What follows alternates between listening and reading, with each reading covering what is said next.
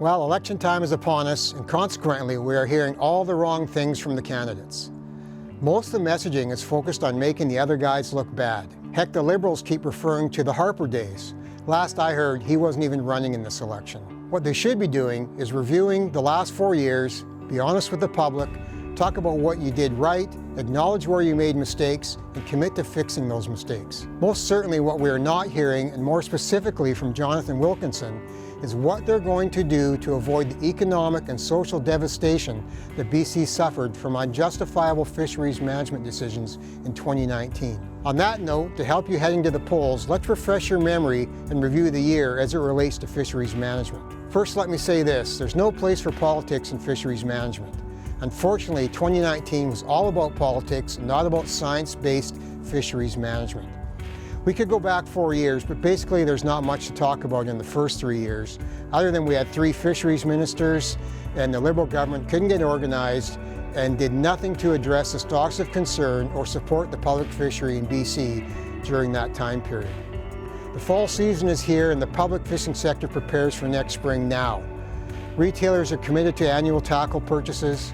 Manufacturers are ordering raw materials, starting production. Lodges and guides are attending trade shows, taking bookings, securing leases, hedging fuel, and consumers are attending trade shows, buying boats, booking trips, and planning family vacations. All of this is happening right now. Let's look at how last year's timeline unfolded from the public fishery. The fall played out as usual, and the public planned accordingly. February 5th, DFO sent out a letter to all stakeholders with scenario A or B and asked for input. Basically, scenario A was non-retention of Chinook, scenario B provided options for 1 a day and a marked selective fishery, and ultimately meant that the public fishery could continue and not cause any harm to the stocks of concern. This was widely shared among the public, and an overwhelming response for option B was received. We most certainly appreciated the opportunity to provide our input and appreciated that the minister himself seemed to care.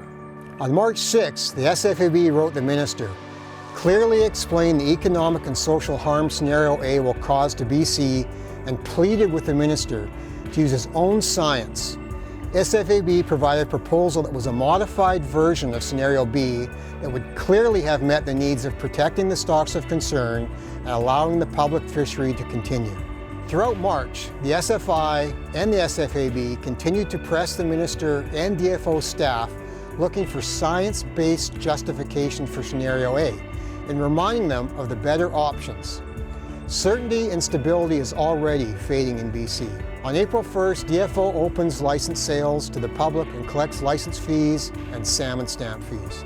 There's a sense of relief for the public as there was no mention of any new regulations. But on April 16th, just 2 weeks later, Minister Wilkinson announces option A, non-retention for most of the South Coast, Central and North Coast. His statement was very misleading and he acted as if all of a sudden they realized there was concern. Equally, if not more damaging, he tells the world that BC salmon are in a critical state. Instead of clearly informing the public that we have a few stocks of concern, he implies that all salmon in BC are in trouble. More than misleading, that's a lie.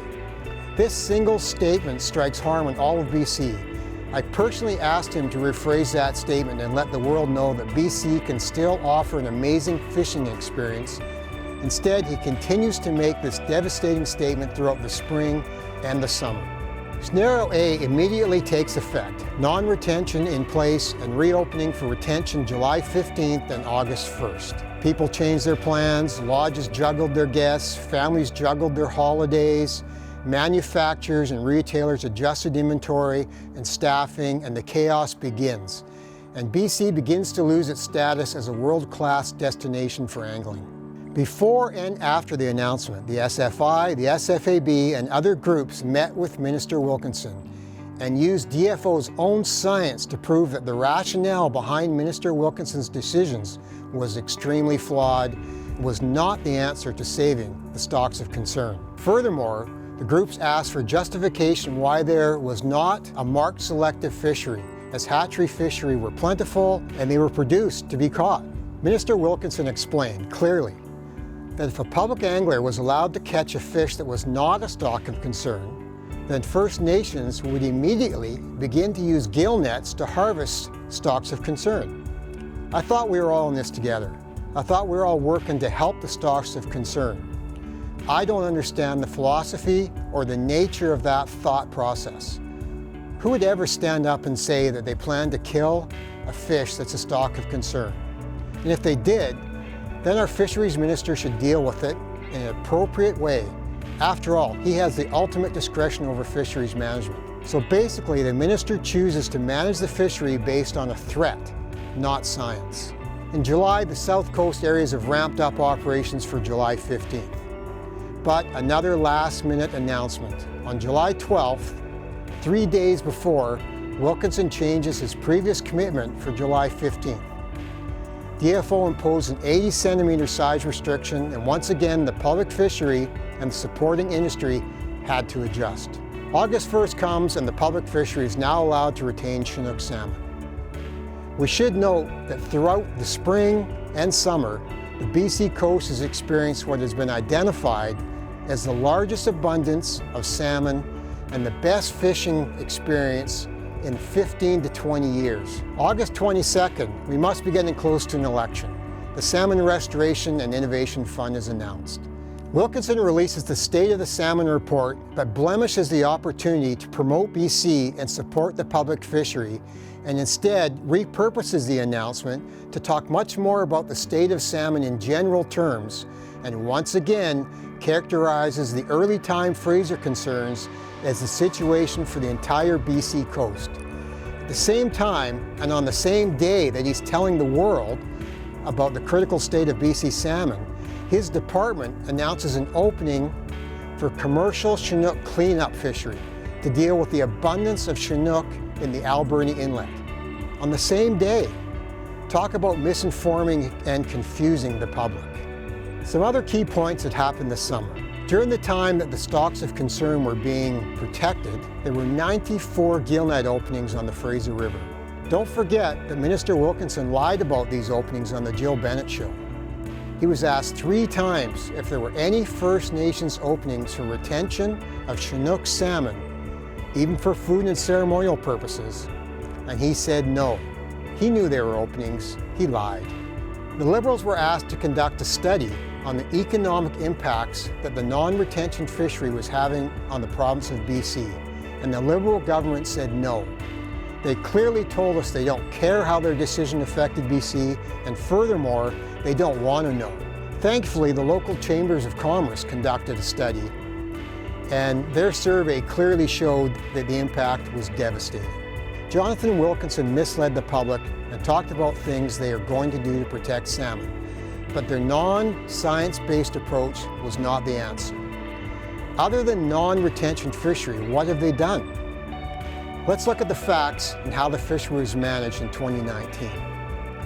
No boots or shovels have hit the ground, no actual work has been done for salmon restoration or enhancement. Open net fish farms continue to operate. As an election promise, they have committed to removing these farms by 2025. Interesting that the time frame lines up after the next election and leaves them with no commitment for this term. Furthermore, they have acknowledged that in an effort to save our wild salmon, these farms need to be removed. So why are we waiting 5 years? Think of all the damage that will continue to happen.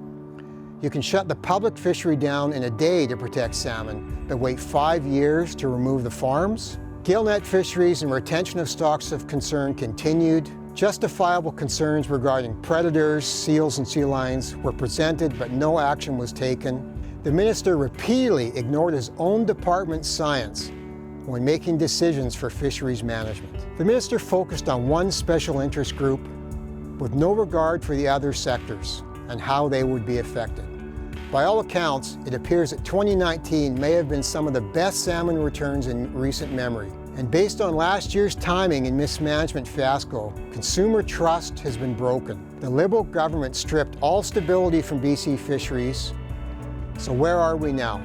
Consumers and businesses are now justifiably cautious and skeptical planning for the 2020 season.